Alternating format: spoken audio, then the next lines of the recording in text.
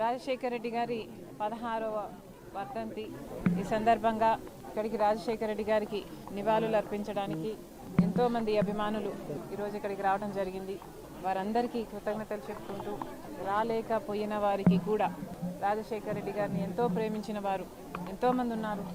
కోట్ల మంది ప్రజల గుండెల్లో రాజశేఖర రెడ్డి గారు ఉన్నారు. వాళ్ళ ఇళ్లలో దేవుల పటాల పక్కన రాజశేఖర రెడ్డి గారు పెట్టుకున్న వారు ఉన్నారు. ఆయన అద్భుతమైన పథకాల వల్ల లబ్ధి పొందిన వాళ్ళు ఎంతోమంది ఉన్నారు. వాళ్ళందరికీ కూడా రాజశేఖర రెడ్డి గారి మీద ఉన్న వారికి ఉన్న అభిమానానికే మనస్ఫూర్తిగా కృతజ్ఞతలు చెప్పుకుంటున్నాను. మరొకసారి ఈరోజు మనందరము గుర్తు చేసుకోవాలి, రాజశేఖర రెడ్డి గారి అద్భుతమైన జీవితం.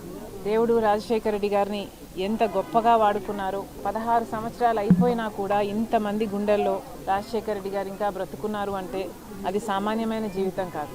ఆరోగ్యశ్రీ అయినా, రైతులకి ఉచితంగా విద్యుత్ అయినా, ఫీజు రీయింబర్స్మెంట్ అయినా, ఇలాంటి ఎన్నో అద్భుతమైన పథకాలు రాజశేఖర రెడ్డి గారి గుండెల్లో నుంచి పుట్టిన పథకాలు. వాటన్నిటిని బట్టి మరొకసారి దేవునికే give him all the glory.